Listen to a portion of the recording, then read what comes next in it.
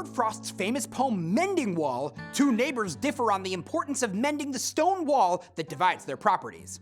The speaker notes that there's no practical reason for the wall. There aren't any wandering herds to trespass, not even a single cow. But his neighbor, bound by tradition, repeats his father's rationale. Good fences make good neighbors. Still, the speaker holds firm to his version. Something there is that doesn't love a wall. The speaker, rejecting his neighbor's preference for the past, attempts to gently goad him into reconsidering. But the neighbor repeats his father's advice, his feelings remaining unchanged. Mending Wall was published in north of Boston in 1914. Unrhymed iambic pentameter, which is commonly used in blank verse and for exalted subjects, appears here to present homespun truth and dogmatic folk wisdom. In Mending Wall, the speaker holds a modern position in opposition to the traditional version held by his neighbor.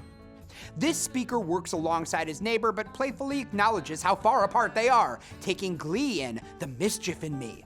Two competing views, when taken together, lend texture and meaning to life.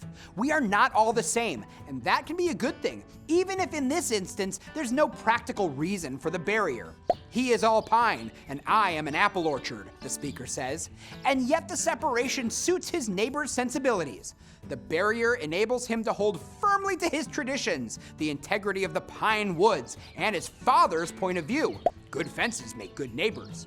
Repeated twice in the poem is a common adage and almost a cliche for managing community life.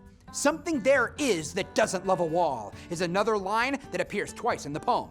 That something is not only the forces of nature, but also the speaker who sees the hard work as unnecessary and the traditional purpose as lost. The traditional New England stone wall has lost its practical purpose, and it's hard to see savage darkness in holding to this picturesque tradition.